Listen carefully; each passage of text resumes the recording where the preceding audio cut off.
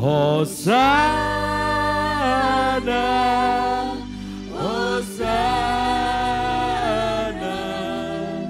di tempat yang tinggi.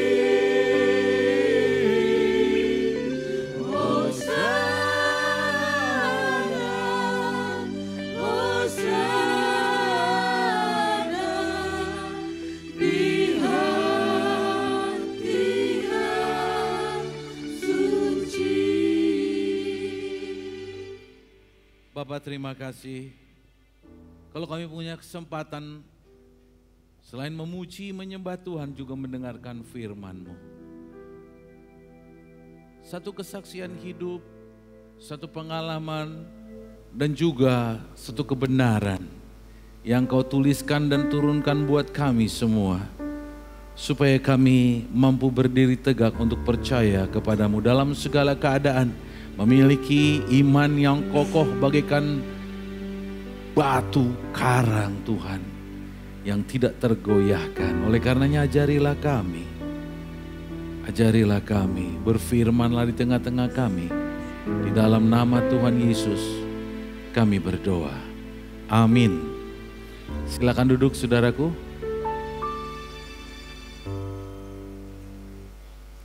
Baik, shalom. Kita akan dengarkan firman Tuhan pada hari ini, tapi terlebih dahulu kita mau beri pengakuan bersama saudaraku. Baik dari mulut kita, keluar dari hati kita, dan itu menjadi kehidupan kita. Mari kita angkat Alkitab kita beri pengakuan bersama-sama. 1, 2, 3. Ini Alkitabku, aku hidup seperti yang dikatakannya. Aku memiliki apa yang dikatakannya. Pada hari ini aku akan diajar firman Tuhan. Firman yang luar biasa. Firman yang berkuasa. Firman yang dahsyat. Aku berani mengaku. Hatiku siap dan pikiranku menerimanya. Dan aku percaya dalam nama Yesus. Ada amin? Baik, saudara yang kekasih. Hari-hari ini peringatan mulai dari Yesus bangkit, nanti ada naik ke surga, dan yang terakhir pencurahan Roh Kudus. Ini satu paket, satu perjalanan, satu paket. Saudaraku, pada hari ini saya akan menyampaikan firman Tuhan untuk menunjukkan pada kita bahwa percaya itu tidak mudah. Dan untuk percaya perlu anugerah, saudaraku. Anugerah yang membuat dia bisa percaya. Baik, oleh karenanya saya akan membawa saudara dalam kehidupan para murid-murid Tuhan pada saat penantian kenaikan Tuhan Yesus. Jadi kita kembali 2000 tahun yang lalu, saudaraku ya. Kita baca yang tertulis di dalam kitab Lukas 24 ayat 13 sampai dengan ayat ke-27. Ketika kita baca ini, saya ngajak saudara seakan-akan saudara hidup pada masa itu, ya. Belum tahu kisahnya ini sampai gimana, saudara ya. Mari kita baca bersama-sama, saya yang ganjil, saudara yang genap. Yesus menampakkan diri di jalan ke Emmaus. Pada hari itu juga, 2 orang dari murid-murid Yesus pergi ke sebuah kampung bernama Emmaus yang terletak kira-kira 7 mil jauhnya dari Yerusalem.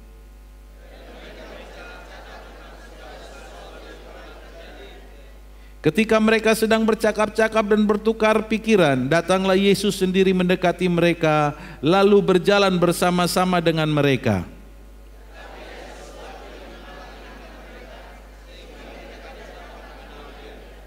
Yesus berkata kepada mereka, "Apakah yang kamu percakapkan sementara kamu berjalan?" Maka berhentilah mereka dengan muka muram.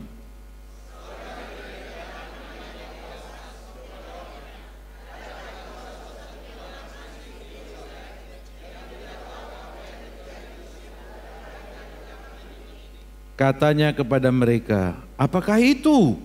Jawab mereka, apa yang terjadi dengan Yesus orang Nazaret? Dia adalah seorang nabi yang berkuasa dalam pekerjaan dan perkataan di hadapan Allah dan di depan seluruh bangsa kami.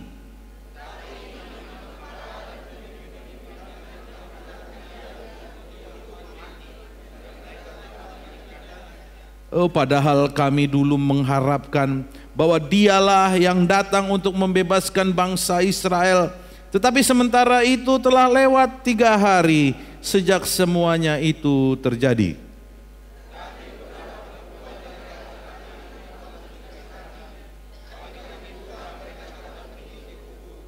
Dan tidak menemukan mayatnya. Lalu mereka datang dengan berita bahwa telah kelihatan kepada mereka malaikat-malaikat yang mengatakan bahwa ia hidup.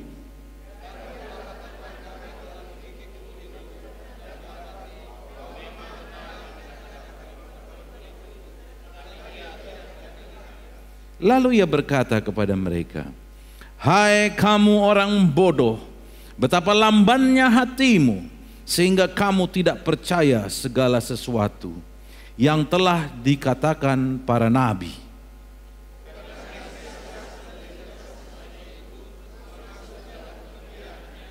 Lalu ia menjelaskan kepada mereka apa yang tertulis tentang dia dalam seluruh kitab suci, mulai dari kitab Musa dan segala kitab nabi-nabi. Semangat, sudah sampai di situ dulu ya. Yang berbahagialah mereka yang membaca, mendengarkan, memahami dan melakukannya. Ada amin? Baik, saudara yang kekasih, kalau baca ini ya, tanpa saudara masuk ke dalamnya, saudara akan susah memahaminya. Jadi ini hanya sebuah cerita ya.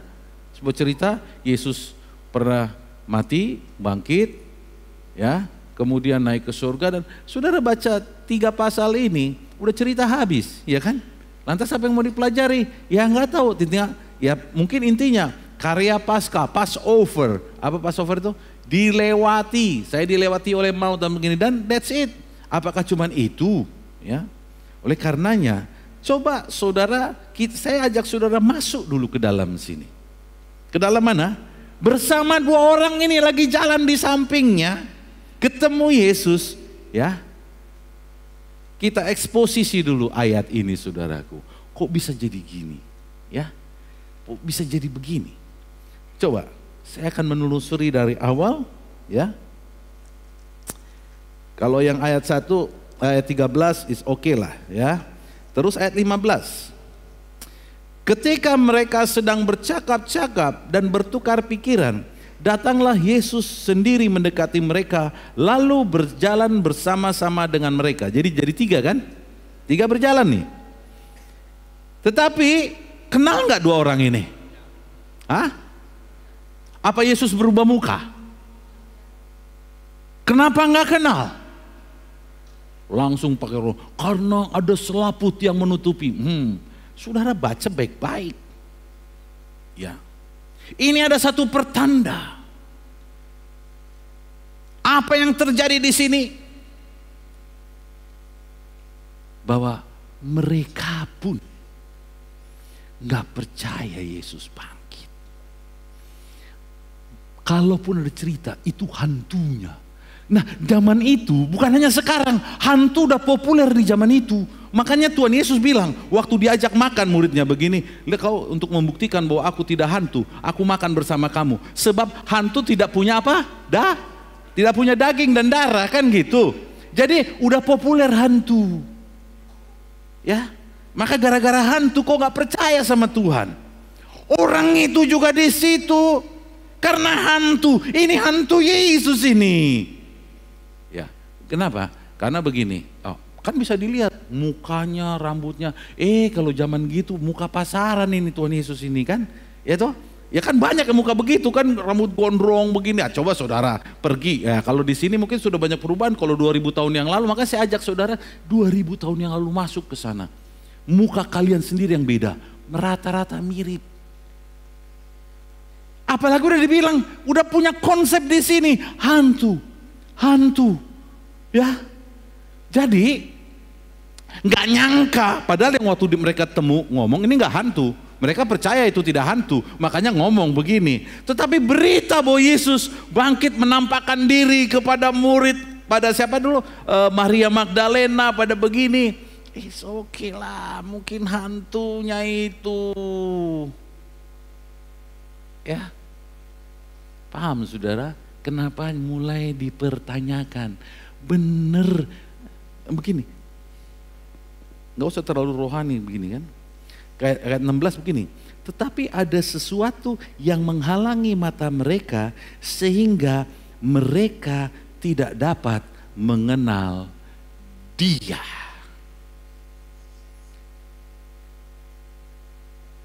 Jadi bukan begini, bukan tiba-tiba muka Yesus itu kayak mukanya Parlin. Udah pasti ndah.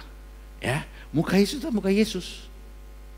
Tapi mereka memandang ini adalah manusia yang mirip kayak Yesus,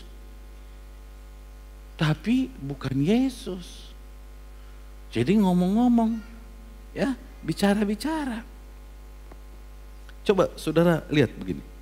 Apa yang terjadi sama orang-orang yang suka berpikir hantu ini? Ya. Ya.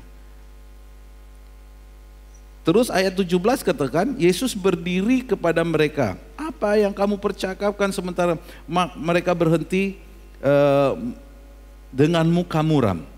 Seorang dari mereka namanya Kleopas menjawab, adakah engkau satu-satunya orang asing di Yerusalem yang tidak tahu apa yang terjadi di situ pada hari-hari belakangan ini? Katanya, apa ya itu? Apa yang terjadi dengan Yesus orang Nazaret? Dia, nah saudara begini. Di sini kita eksposisi. Pengertian mereka benar kan? Tentang Yesus kan? Sudah lumayan lah. Karena dia bilang gini, kau tahu Yesus itu? Yesus adalah seorang nabi yang berkuasa dalam pekerjaan dan perkataan di hadapan Allah dan di depan seluruh bangsa kami. Yesus gini-gini manggut. Lumayan, nggak 100%, tapi oke, katanya. Kan ini nggak dibantahnya, oke.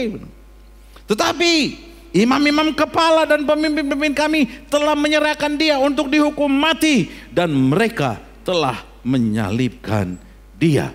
Padahal kami dulu mengharapkan bahwa dialah yang datang untuk membebaskan bangsa Israel, tetapi sementara itu telah lewat. Dan selanjutnya sampai di sini dulu, saudara. Ada kemampuan yang masih terbatas. Fakta terjadi Yesus mati, disalibkan, diakui kan? Memang itu terjadi. Tapi seakan-akan kejadian itu membuat pupus harapannya. Harapannya apa?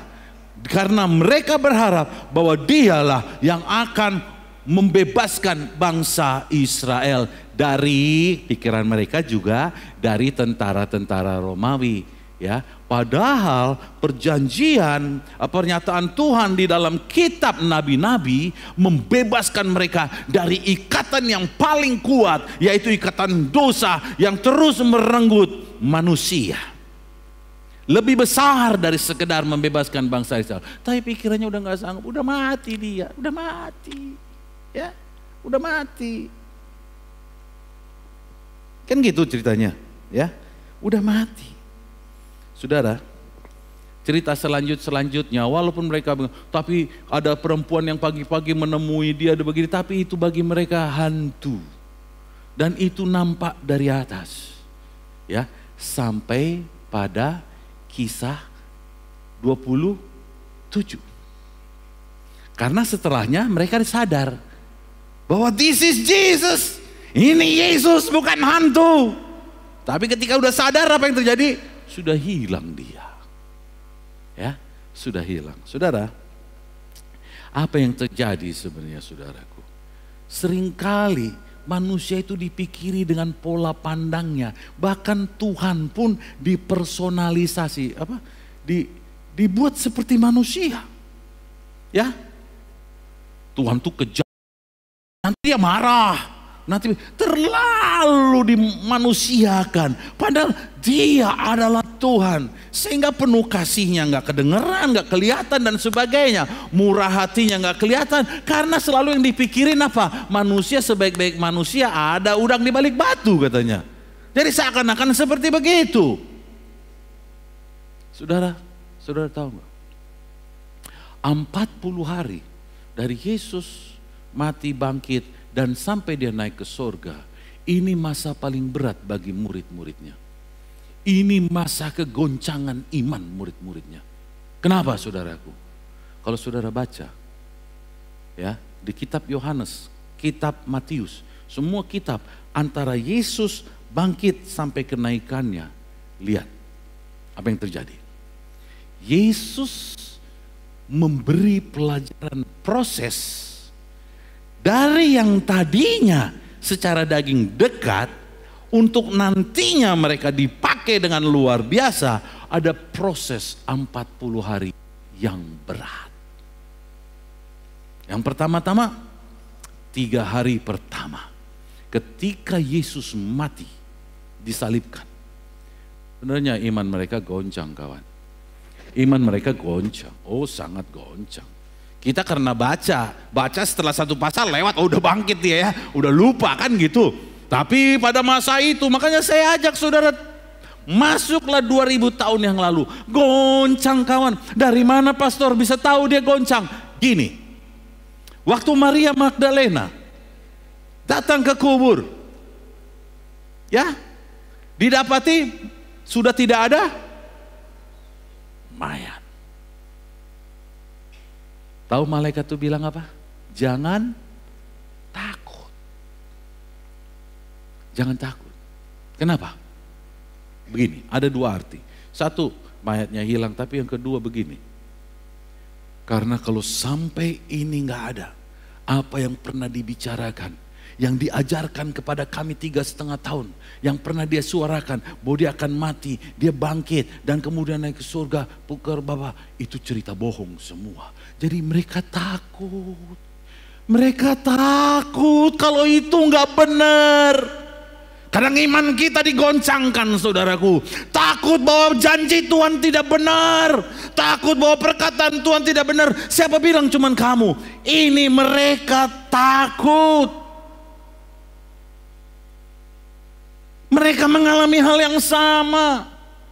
Mungkin saudara bilang begini, ya murid-murid enak lah sama Yesus. Dia tahu bagaimana Yesus makan. Cara ngomong, intonasi suaranya begini. Tapi saya mau kasih tahu saudaraku, kegoncangan mereka lebih daripada saudara.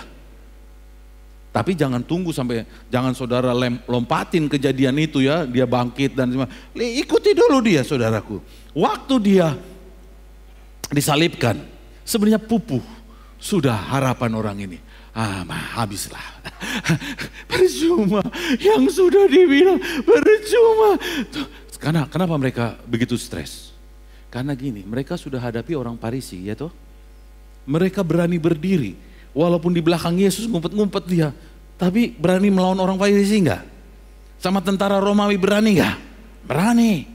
Petrus sok gaya-gaya juga ya, dia ambil ya pedang, dia kipas kupingnya, sok bener dia tuh. Ya, itu karena ada siapa? Hidup kan sama mereka. Nah, ketika dia disalibkan, goncang nggak? Siapa paling goncang di sini? Petrus. Kenapa? Begini, waktu didengar Maria Magdalena ini datang balik ke murid-muridnya, bawa apa? Kubur kosong. Saudara punya lagu, kubur kosong membuktikan. Ya saudara nyanyi kayak gini, saudara nggak masuk di sana, nggak bisa nyanyi dulu. Mereka itu kubur kosong. Waktu apa begini? Waktu dikasih tahu sama Maria, hey friend, hey guys, kubur kosong guys, tidak ada di situ. Langsung nyanyi, anak Allah. Mau begini semua nyanyi. Saudara tahu apa yang dilakukan Petrus? Diam-diam dia pergi ngintipku karena dia yang paling goncang saudara. Yang lain diam di situ kan. Ah, tabereng manon katanya gitu kan. Kuliah kita lihat nanti kan gitu. Khusus Petrus. Karena kegoncangan iman. Dia diam-diam dia pergi ke kubur. Alkitab bilang gitu toh. Dia diam-diam dia pergi ke kubur. Dia lihat, dia saksikan bahwa kosong. Sekalipun Tuhan Yesus menemui dia. Sama juga Petrus ini. Hantu nih kayaknya. Kenapa pastor, kenapa bisa bilang hantu? Nanti kalau kalian tahu ceritanya, dia menjelaskan. Jangan kamu pandang aku hantu, mari makan bersamaku. Itu setelah beberapa hari. Saudaraku, pertemuan kedua. Karena kenapa mereka masih tetap memandang ini hantu?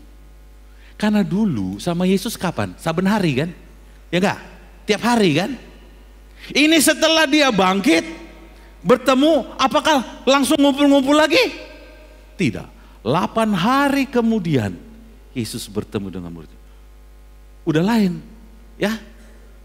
Kalau dia manusia,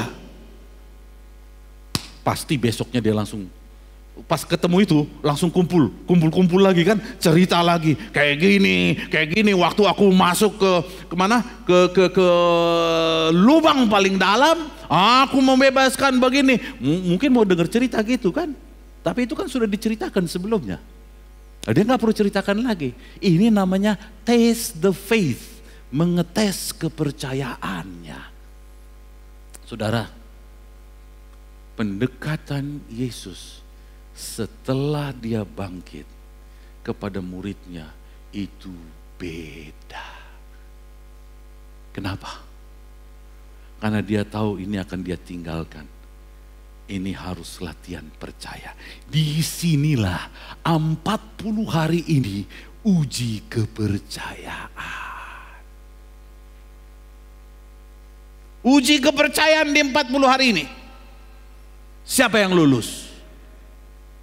Siapa yang lulus? Belum tahu. Petrus siapa bilang?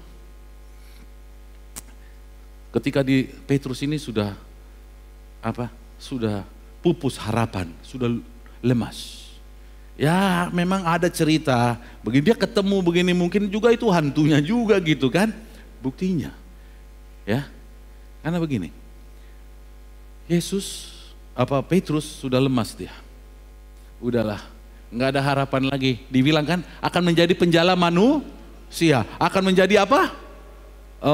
Upon this rock I will build my kingdom. Hai Petrus, di atas batu karang ini aku akan mendirikan jemaatku dan Allah maut. Mantap gak Petrus waktu dibilang gitu? Saudara kalau dinubuatkan gitu mantap gak? Mantap, siapa dulu? Mungkin ada gitu ngomongnya kan? Waktu itu keluar lagi gak itu? Keluar lagi gak? Buyar. Apa yang Petrus lakukan? Mari balik lagi jadi nelayan, ya toh? Ya kan? Lu coba eksposisi dulu lihat. Kita balik jadi pergilah dia, ya. Bilang sama saudara-saudaranya, teman, udahlah, jangan terlalu pusing. Itu cerita, is okay lah, udah cerita. Ayo kemana? Jala ikan. Sebelumnya dibilang, mantep kali di atas batu karang ini. Pudar semua, saudara. Ya. Kemudian pergi kemana? Mencoba menangkap menjala ikan. Dia pergi, dapat nggak malam itu? Nggak dapat, kan ceritanya gitu. Ya. Kagak dapat. Ya. Nggak dapat. Udah capek. Dia sampai buka baju kan. Udah nggak dapet sehari. Kemudian dia lihat pagi-pagi ada berita, ada kabar yang mukanya mirip, tahu mirip tapi nggak yakin, itu kan gitu kan? Mirip tapi nggak yakin. Tebarkanlah jalamu ke sebelah sana. Waktu ditebarkan apa? Dapatlah ikan begitu banyak. Petrus bukan sibuk cari ikan, dia pakai bajunya, dia datang dan menyembah. Aku pikir kau hantu selama ini. Aku sujud menyembah. Kan gitu yang dilakukan Petrus kan. Dia Tuhan. Ini perjalanan untuk percayanya itu bertahap, saudaraku. Kadang-kadang kita ini Amin, amin, sip, yes, yes, yes, yes. Saudara, mengertilah saudaraku. Ya, it's not easy. Ya, but ada proses. Saudara akan tahu, ketika tahu prosesnya, saudara akan ambil manfaatnya. Ini belum selesai ceritanya. Kalau saya tutup di sini khotbah saya, ngambang semua. Mau diberhentikan di sini? Enggak kan? Belum selesai kawan. Belum, harus selesai. Ya.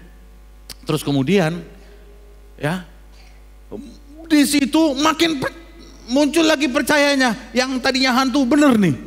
Kenapa dibilang bener? Setelah itu diajak diajak makan. Jadi waktu udah disuruh sebarkan gini-gini, Yesus siap-siapin perapian.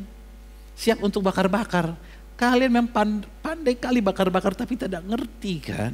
Ini dia maksudkan supaya apa? Supaya yakin aku tidak tapi aku adalah Yesus.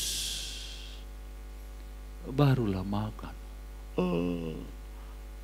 Ternyata benar Yesus. Saudara, tak ada satupun yang percaya. Apalagi ada Panggaron Thomas itu. Sebelum apa? Kulihat dan kucucukan di lubang jarinya. Di lubang pakunya. Aku sekali-kali tidak percaya. Ada yang kayak gitu? Ada, tapi di sini nggak ada. Hanya Tuhan yang tahu. Menurut saya menganggap tidak ada, tapi hanya Tuhan yang tahu. Ya kan, sampai bilang begini, kalau aku yang udah ketemu Yesus, baru aku percaya. Saudara, saya mau kasih tahu, 3,5 tahun bersama Yesus, ujungnya kayak gitu. Saudara tahu nggak? Perkataan Yesus kalau saudara simak, ya, simak begini. Dia seringkali negur murid-muridnya kan, iman seperti ini, ya ibu pendarahan, ya, kepala penjara, ya, mereka-mereka ini dipuji Yesus nggak imannya? Men, luar biasa. Muridnya, waktu dia bilang gini kan, iman seperti ini tidak kudapati, ya, di dalam keturunan. Ya, sebenarnya dia lagi ngomong sama siapa? Itu kau gagal paham kau, ya, kau belum percaya. Saudara tahu? Tuhan Yesus tahu. Ini murid-murid 3,5 tahun. Steng-steng nih percaya. Setengah-setengah. Makanya begini loh saudara. Kalau saudara mau paham. Saudara mungkin bilang begini ya. Tapi murid-muridnya, sebagian dari muridnya, ada 2 yang menulis kitab Injil katanya. Kawan. Itu kitab ditulis setelah story itu lewat. Ya kan? Itu bukan kayak wartawan sekarang. Ya, Yesus membangkitkan terus. Apa? Bangkitkan. Ibu pendarahan. Apa begitu? No. Kalau itu jadi wartawan, tidak penulis kitab Injil. Tapi bertahun-tahun setelah kejadian itu, Roh Kudus mengilhami dia, memakai mereka karena mereka lihat lebih mudah dipakai. Nah, saudaraku, coba baca dulu. Baca dulu Yohanes pasal 20. Yohanes pasal 20.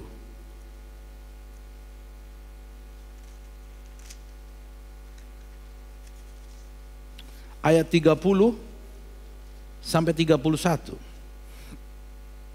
Kayaknya oke tulisannya kan. Maksudnya Injil ini dicatat. Memang masih banyak tanda lain yang dibuat Yesus di depan mata murid-muridnya yang tidak tercatat dalam kitab ini. Tetapi semua yang tercantum di sini telah dicatat supaya kamu percaya bahwa Yesuslah Mesias, Anak Allah, dan supaya kamu oleh imanmu memperoleh hidup dalam namanya. Saudaraku, ini Yohanes tulis ini setelah kejadian itu semua. Setelah imannya lurus lagi. Dia nulis ini bukan saat bersama Yesus. Karena di sana posisi mereka ragu-ragu.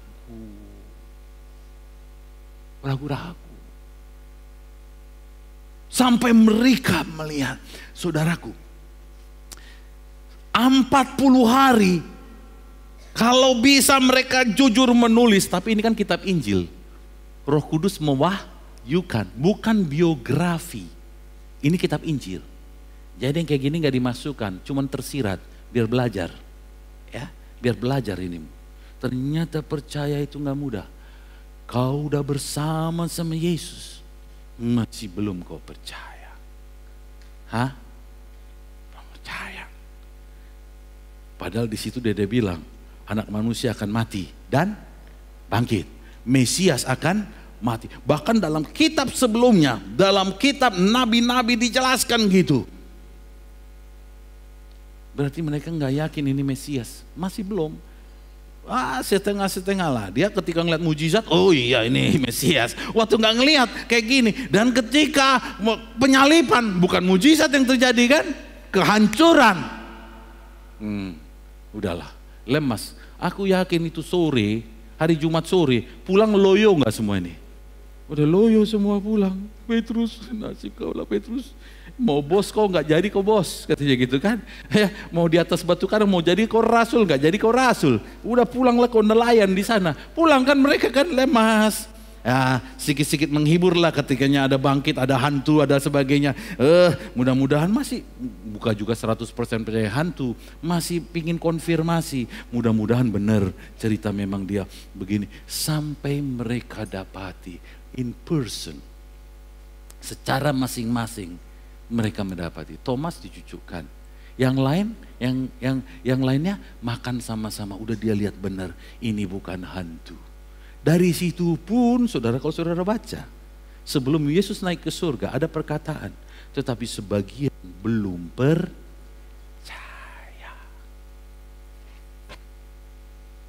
Kepercayaan mereka penuh setelah hari Pantekosta. Roh Kudus turun kepada mereka dan di hati mereka. Saudara, hubungan mereka dengan Tuhan Yesus ketika masih hidup adalah hubungan persaudaraan. Artinya physically, secara daging itu sama-sama mereka, ya. Jadi hubungannya situ. Jadi makanya kalau ada apa-apa, penjahat manapun langsung datang, Tuhan Yesus, begini, langsung mendapatkan pertolongan. Waktu nggak ada uang, sudah dikejar bayar pajak, Tuhan Yesus cuma pergilah ke sana, ambillah dari mulut ikan. Nah, selalu ada jawaban.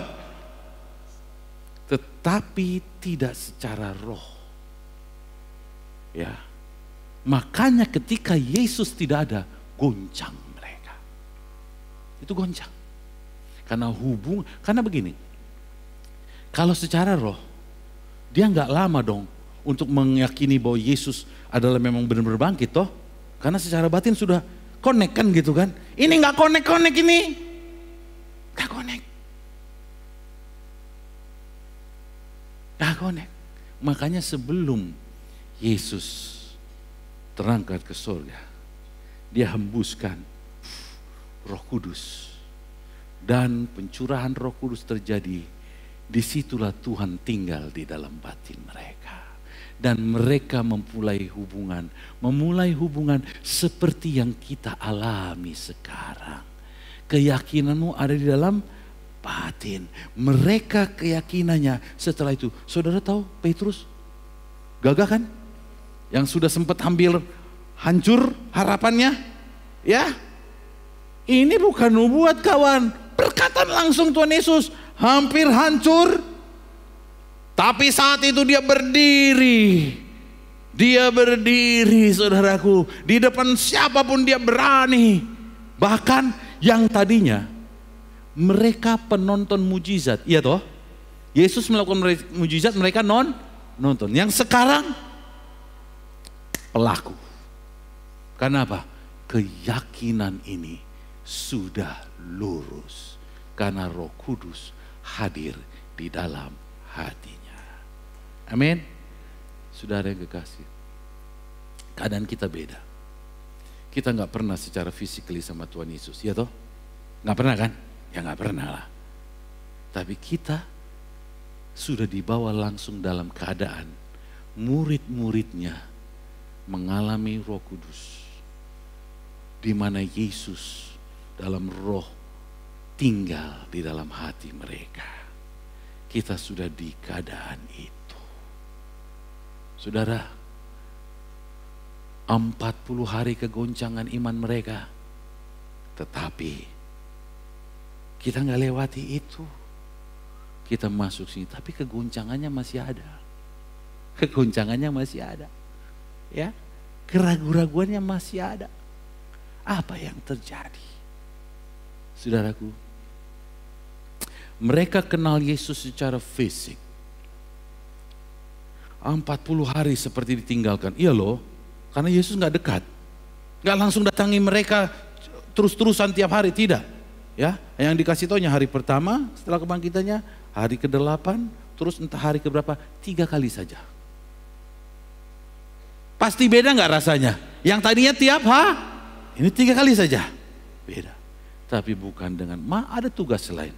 Tetapi yang paling penting, mereka harus merindukan aku bukan karena fisik, tapi rohku ada dalam mereka. Men, rohku ada dalam mereka. Makanya waktu dia mau pergi dia katakan, aku menyertai kamu senantiasa sampai pada kesudahan zaman. Tapi tunggulah dulu di tempat ini, di kota ini, jangan pergi. Kau akan alami itu. Bedanya begini saudara. Secara fisik mereka sudah punya hubungan. Ketika pindah dalam roh, mereka udah cepat. Ya kan? Cepat. Sebelumnya mereka udah kenal Yesus tapi secara fisik. Nah sekarang ketika rohnya masuk dalam mereka, mereka nggak lama adjustmentnya. Makanya dan caranya untuk mengubahkan mereka mengalami persecution apa tuh? Aniaya. Itu langsung cepat kelihatan. Mereka langsung punya hubungan. Mereka datang sama Tuhan dalam pergaulan yang intim. Belum ada kitab saat itu kan, kitab-kitab perjanjian baru belum ada waktu mereka berkarya. Itu dituliskan setelah itu. Belum ada. Tapi roh yang di dalam mereka, yang Yohanes katakan, kamu memiliki roh yang lebih besar daripada roh dunia ini. Itulah yang meyakinkan mereka untuk mereka bergerak. Tapi mereka udah punya hubungan sebelumnya. Beda dengan kita, saudara. Kita terima Yesus, saatnya sama terima. Tapi belum punya hubungan dan pengenalan. Dan itu proses berjalan. It takes time. Tuhan baik. Kita bisa percaya karena ada Roh Kudus di dalam hati kita. Tetapi itu pun harus dibangun. Saudara, gimana cara membangunnya? Mereka sudah biasa ngomong, sudah biasa berhubungan sama Tuhan Yesus. Ya, secara fisik.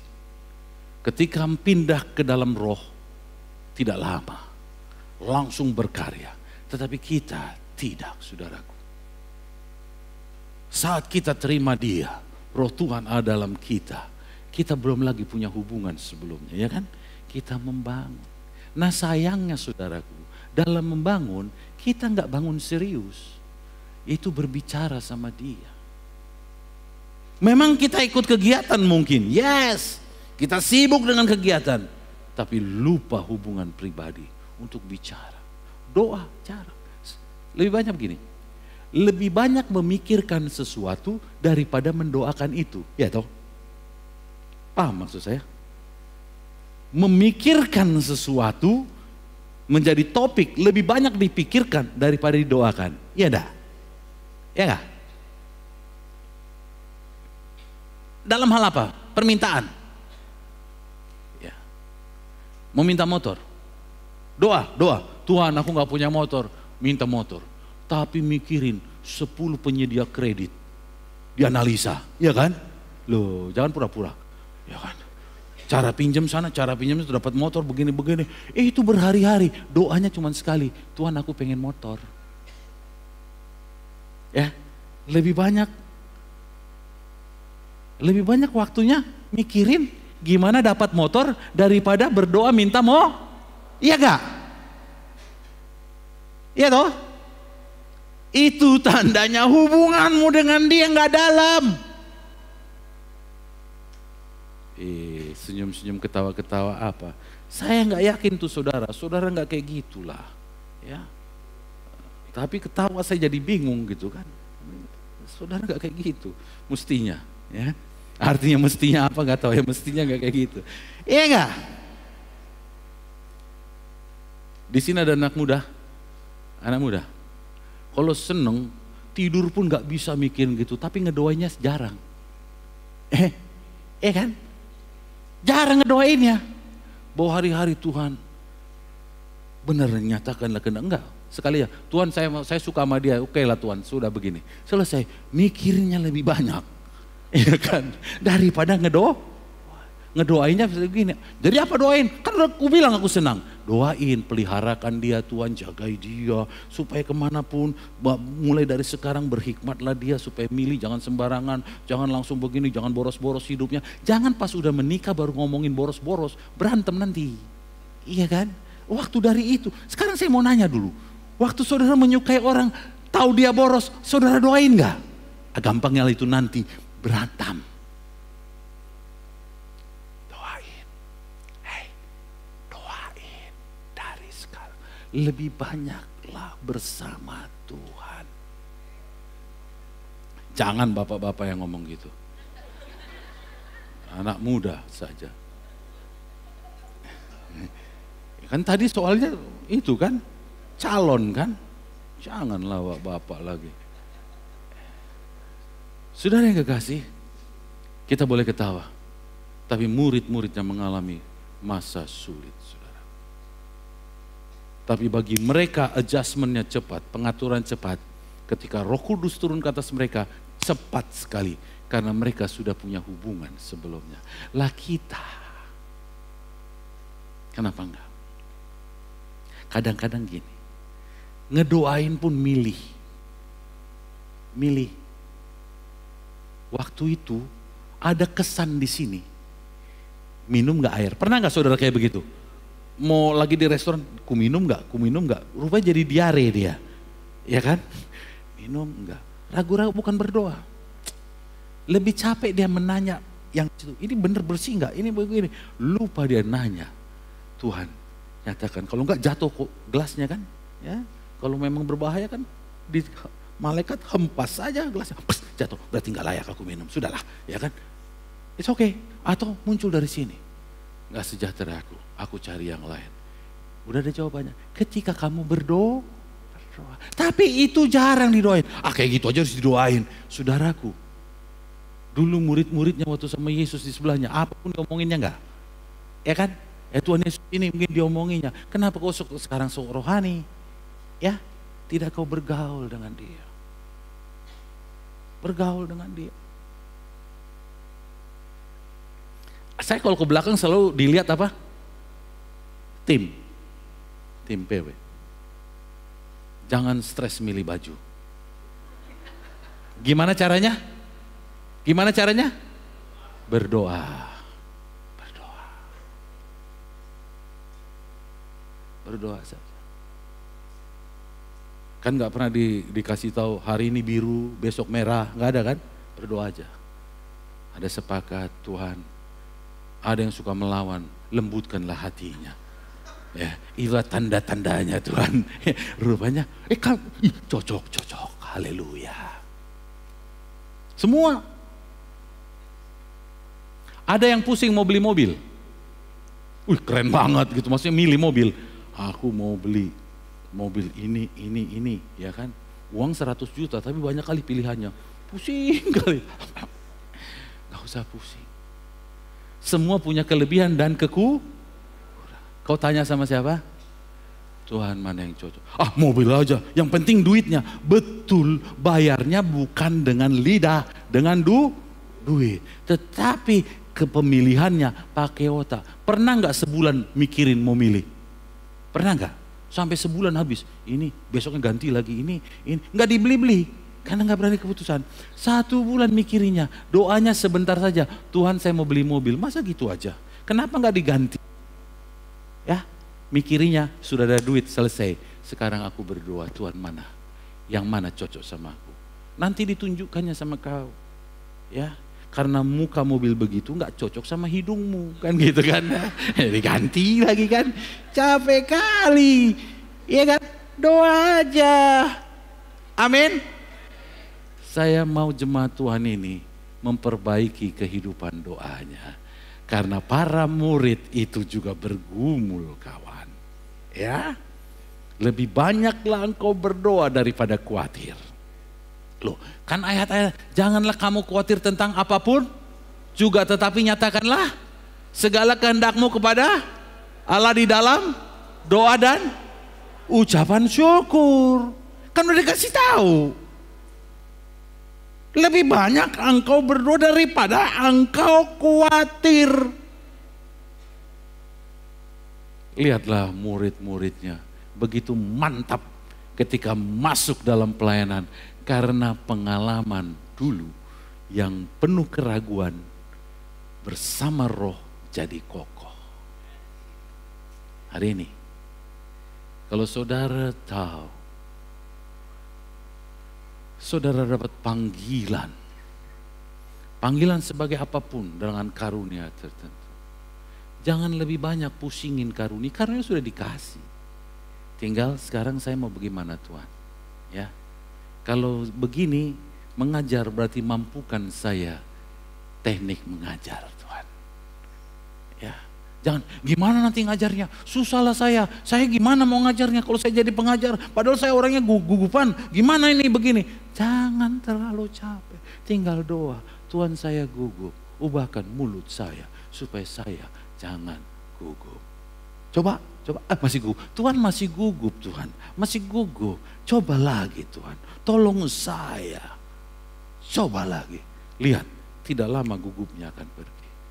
Ketika engkau berdoa lebih banyak daripada, gimana ya, susah aku gugupan. Gimana, aku susah, aku gugupan. Kayak gitu terus, sampai 10 tahun katanya sama terus ketika ketemu. Tapi yang tadi, dalam waktu 3 bulan, sudah pribadi yang beda. Ada amin? Oleh karena saudara-saudara yang kekasih, pada hari ini kita mendapat anugerah menerima Roh Kudus dan punya kesempatan percaya. Tapi ingat, bergaul Tuhan akan mengokohkan percayamu. Ya, percayamu. Murid-muridnya bergaul dulu, tapi percayanya bersama Roh Kudus, percayanya jadi oke. Kita datangnya sama, datang Roh Kudus. Ketika kita terima Yesus masuk di dalam hati kita, tapi bergaulnya belum. Bersama dengan Dia, bangunlah pergaulan dengan Tuhan. Ada amin? Ada di sini yang capek mikirin model rambut? 1 bulan, kuning, merah, hijau, kuning, merah. Catnya gimana cat? Karena menyajikan banyak, kayaknya ada 100 warna rambut, ya enggak? Ya toh? Ya, mau penuh, mau separuh, mau begini, terlalu banyak, capek. Amin. Gimana caranya? Mantap kali ada bapak jangan ngecat rambutnya ya. Cat hitam boleh kayak saya, bisa. Ya. Saudara, kau datang sama Tuhan, kau pandang di cermin, Tuhan cantikkah aku? Warna hijau, langsung lampu mati, gak cocok. Loh, ada yang pakai hijau ya? Ada teman saya pakai hijau, penyanyi, song leader itu di sana, hijau rambutnya. Hijau, nggak di sini nggak ada yang hijau, kulihat. Jangan diterusin. Sini nggak ada yang hijau. Kau datang sama dia. Baru bisikan dari batinnya, tanya suamimu. Nggak tahu suami. Tapi doa tadi, iya kan? Tadi doa kan? Tanya suami. Kalau isi doanya itu nggak selalu gitu, karena suami juga nggak ngerti. Sama kayaknya rambut semua hijau, putih, kuning, merah, sama asal ada rambutnya katanya. Kalau udah kayak gitu, pasti Tuhan nggak suruh nanya sama mereka. Percayalah sama saya. Mungkin bilangin, tanya sama pastormu, atau tanya sama ibu pastor, ya kan? Kalau saya kan nggak gitu ngerti, tanya. Jangan segan, tanya aja. Kalau itu jawabannya, ya kan tanya. Atau kata ketua persekutuanmu, ya kan tanya. Atau kau dalam mimpimu, rambutmu terbakar dengan warna sekian. Udah, jangan pilih warna itu. Ya kan? Banyak kali jawaban kalau engkau mau berbicara sama tuh. Banyak dia kasih jawaban. Tiba-tiba anaknya bilang, "Ma, ini foto kayak monyet, Ma." Enggak jadilah. Bisa enggak? Yes. Saya mengajak saudara ketawa, jangan tegang. Karena iman enggak boleh tegang, harus rileks untuk percaya. Amin. Percayalah sama Tuhan. Kau akan luar biasa. Dan untuk percaya memerlukan hubungan dan Roh Kudus. Bangunlah hubungan. Gimana cara hubungan bangun sama Tuhan yang adalah Roh? Berdoalah sama Dia. Amin.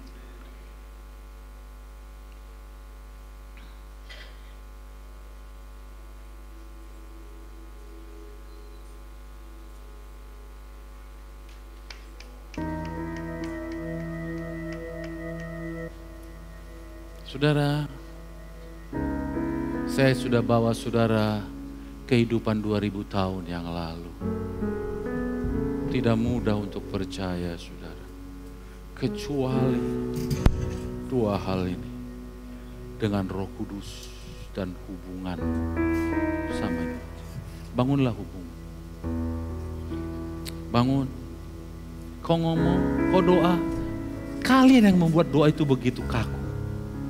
Kalau nggak berlutut, nggak doa namanya katanya. Nggak lipat tangan, nggak doa. Di Alkitab nggak ada tuh yang lipat. Sekolah minggu kan bilang supaya jangan colek-colek, lipat tanganmu. Bahkan kalau Alkitab mengadakan menengadah ke atas. Itu yang tertulis. Belajarlah berdoa, lebih banyak berbicara sama Tuhan.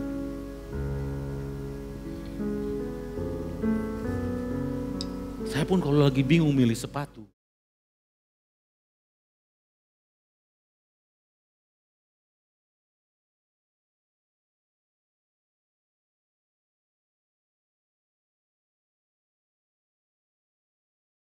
Supaya saya pakai sejahtera. Kayak gitu aja doain. Bener saya doain. Karena saya agak bingung milih sepatu ini kawan. Ya. Enak semua masalahnya. Ya kan. Kalau 5 nggak enak, 1 enak, tahu nggak kita pilih? Tahu yang kita pilih? Tahu. Tapi kalau 5-5-nya enak, susah kan? Tuhan, yang mana tuh? Mungkin dibilang tanya istrimu. Ya aku tanya, dia yang pilihin. Ya udah, sama juga baju. Pikirnya gampang bagiku milih baju. Ini banyak pilihan, saya menyerah Tuhan, saya menyerah. Nanti udah disediain, enaknya, gak capek milihnya. Tanya Tuhan. Karena mau nanti dievaluasi, gak sesuai atas sama bawah begini. Tanya saja. Tanya.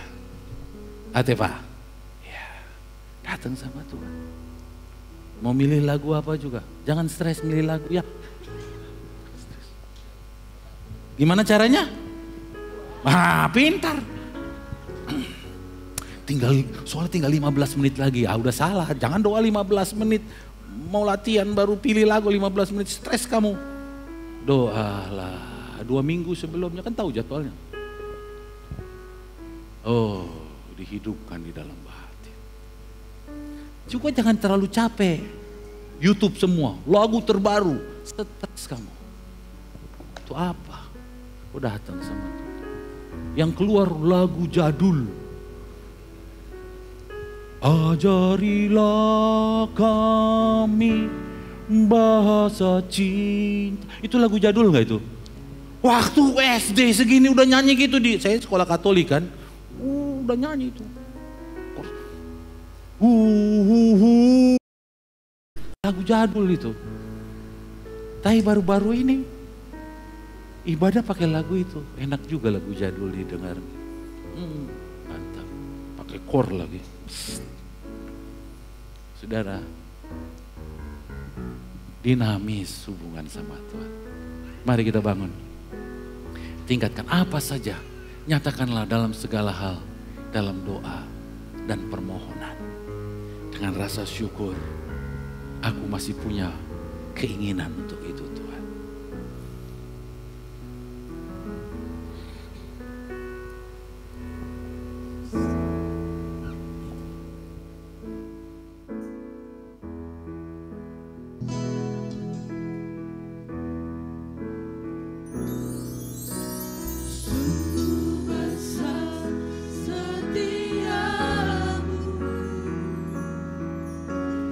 Kau nyatakan bagiku, Kau Bapa yang selalu mengerti isi hatiku.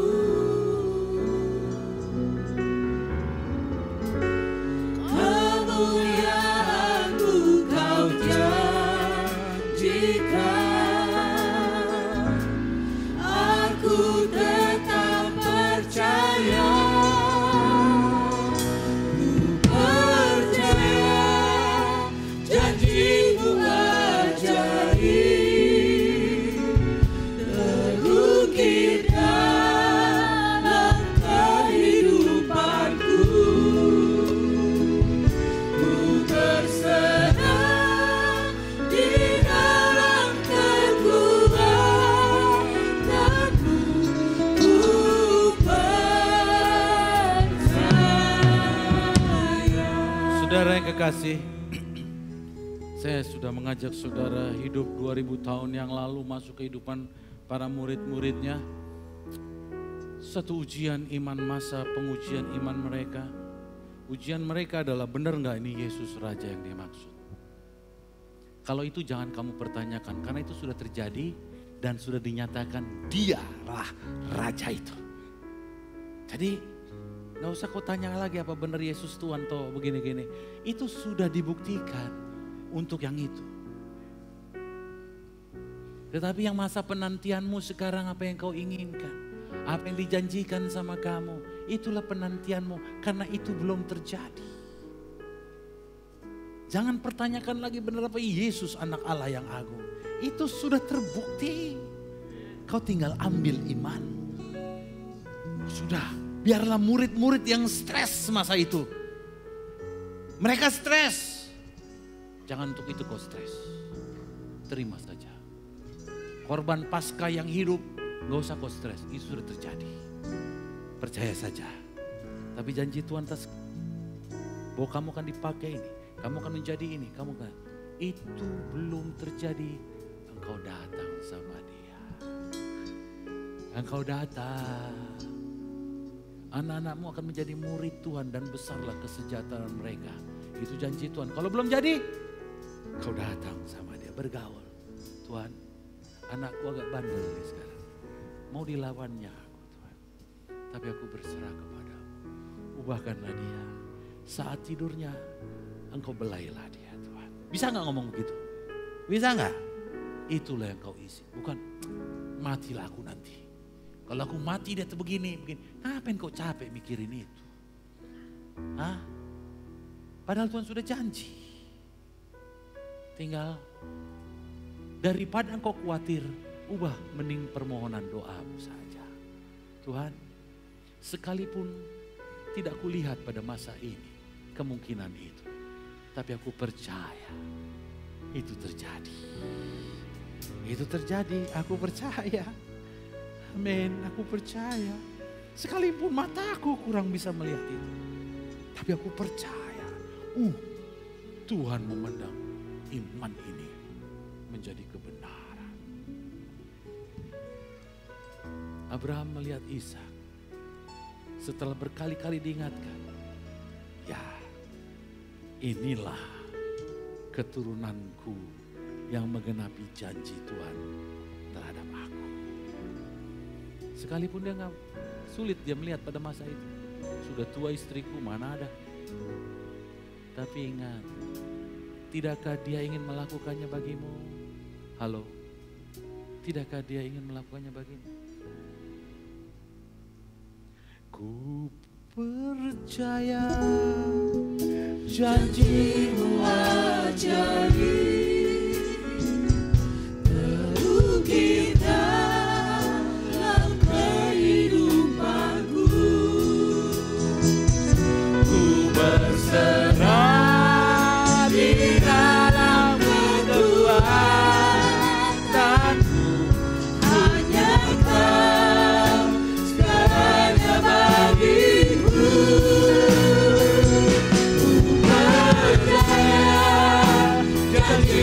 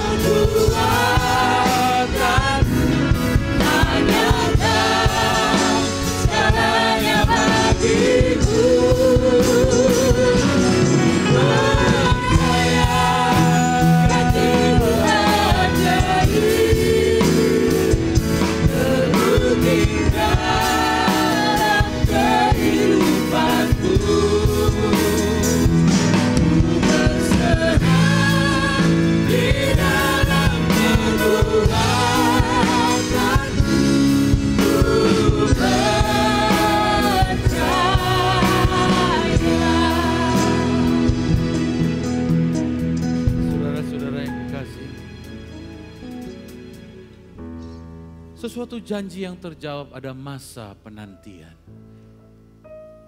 Masa penantian ini diperlukan iman.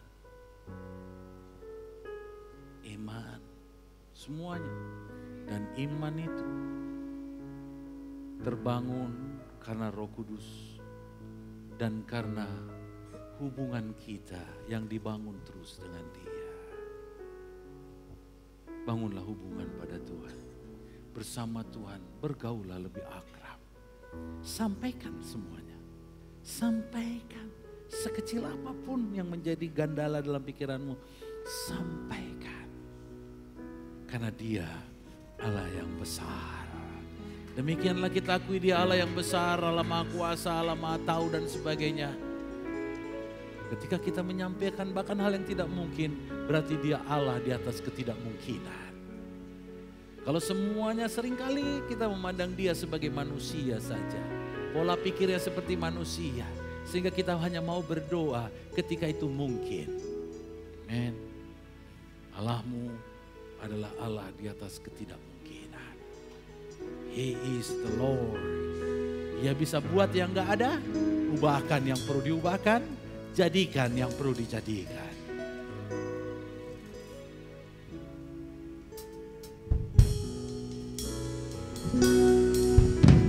Sungguh besar setiamu,